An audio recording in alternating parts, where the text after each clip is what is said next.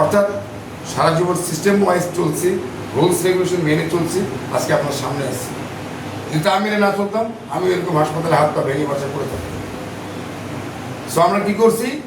রুটি পদ্ধতি প্রয়োগ করছি, রিটার্ন অন টাইম ইনভেস্টমেন্ট। আমরা সময়ের বিনিয়োগ করছি। যেখানে যেতে লাগে 6 ঘন্টা, আমরা গেছি 10 ঘন্টা। যেখানে যেতে লাগে 5 ঘন্টা, আমরা গেছি 7 ঘন্টা। যেখানে যেতে লাগবে 1 ঘন্টা, সেখানে আমি 1.5 ঘন্টা আসার চেষ্টা করছি। যেমন আমার বাসা থেকে গাজীপুর থেকে শহীদুলের এখানে আমার আসতে 18 থেকে 19 মিনিট সময় লাগে, আমি 30 মিনিট সময় নিয়ে আসছি। 50, 55, 50, 55 খুব ফ্রি রোড হলেও আমি 60 চালাইছি।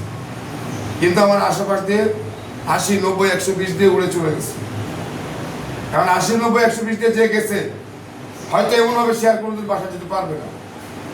কিন্তু আমার কোনোদিন কোথাও যেতে আমার গন্তব্যে আমি নিরাপদে যাই, হয়তো একটু লেট হয়, একটু দেরি করে যাই, স্লো চালাই, ধীরে সুস্থে চালাই। আমি বাসার থেকে বের হয়ে 50, 55 উপরে স্পিড করি নাই, এয়ারপোর্ট পার হয়ে 60, 61 পর্যন্ত উঠছে, তাও আমি আবার কমাইতেছি। তো তাতে মনে হচ্ছে যে আমি যেন খুবই আস্তে চলতেছি, রোড ফ্রি তো এখন। তো যে 60-এ চালাচ্ছি, বাকিরা তো 90, 100 চালাচ্ছে, তো মনে হচ্ছে আমি যেমন হেঁটে হেঁটে যাচ্ছি, এরকম মনে হচ্ছে।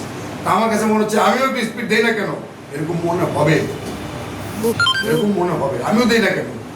কিন্তু গতি মানে ক্ষতি, গতি মানে যত গতি তত ক্ষতি। গতি দিলেই আপনার টেনশন, প্রেশার অনেক বেড়ে যাবে। প্লাস কি হবে? আপনি চোখে যেটা দেখবেন প্রপার দেখবেন না, আপনার দৃষ্টিশক্তি কি হবে? সীমাবদ্ধ হয়ে আসবে, অনেক কমে আসবে। আর যখন গতি কম থাকবে তখন আপনার দৃষ্টিশক্তি কীরকম হবে?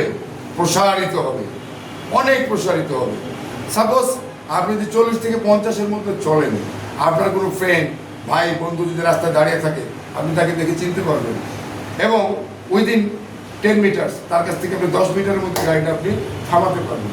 কিন্তু যদি আপনি 100-90-তে চলেন, কে দাঁড়াইছিল, ও কিন্তু আপনাকে ঠিকই দেখছে, সাঁ করে চলে গেছে, কিন্তু আপনি তাকে দেখেন নাই, কারণ আপনি এক্সিকিউশনও করতে পারেন না। কে ছিল, কি ছিল, কে ছিল? রাস্তায় গ্যাঞ্জাম গন্ডগোল হচ্ছে, আপনি স্পিডে ছিলেন, সামনে গেছেন, বন্ধু জিজ্ঞেস করে, দোস্ত রাস্তায় কোনো গ্যাঞ্জাম না, ক্লিয়ার আছে।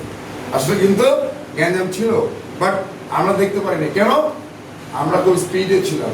স্পিডে থাকলে যা হয় তা হলো যে আপনার দৃষ্টিশক্তি খুবই সীমাবদ্ধ হয়ে আসবে, ছোট হয়ে আসবে পৃথিবী। আর যখন স্পিড কম থাকবে তখন আপনার প্রসারিত পাবেন, সব কিছু আপনি অনেক দূর পর্যন্ত আপনি নির্ধারণ করতে পারবেন, আপনি গেস করতে পারবেন যে কি হচ্ছে বা কি হতে পারে। সকল ক্ষেত্রে গতি ক্ষতিকর, সকল ক্ষেত্রে অধিক গতি, যত গতি তত ক্ষতি। এই জন্য আপনাকে যখনই আপনাকে চলাফেরা করবেন, আপনার যেটা করতে হবে সেটা হলো আপনাকে একটা লিমিটেড গতি থাকতে হবে, সীমিত গতি থাকতে হবে, যে গতিতে কারো ক্ষতি না হয়। আরও একটা ব্যাপার হচ্ছে, যত গতি দিবেন ফুয়েল কিন্তু তত বেশি জ্বলবে, ব্রেক তত বেশি করতে হবে, অ্যাক্সেলারেশন তত বেশি করতে হবে, হর্নও করতে হবে। আস্তে গতিতে যারা থাকে তার কিন্তু হর্ন করা লাগে না, কারণ গতি স্লো আছে, সে ব্রেক করে ফেলতে পারবে। কিন্তু যার গতি বেশি আছে তার কিন্তু হর্নেরও প্রয়োজন আছে, তীব্র শব্দের, উচ্চ শব্দের হর্ন ব্যবহার করবে, সে যেন সব ক্লিয়ার হয়ে যায়। কিন্তু অ্যাকচুয়ালি তা কি হয় আমাদের দেশে? হয় না। হর্ন দিলে রাস্তা ক্লিয়ার পাওয়া যায় না, হর্ন দিলে রাস্তা ক্লিয়ার হয় না। বরঞ্চ কি হয়, কিছু কিছু ব্যক্তি আছে হর্ন দিলে আরো বেশি স্লো করে ফেলে, আরো বেশি বাধা প্রদান করে।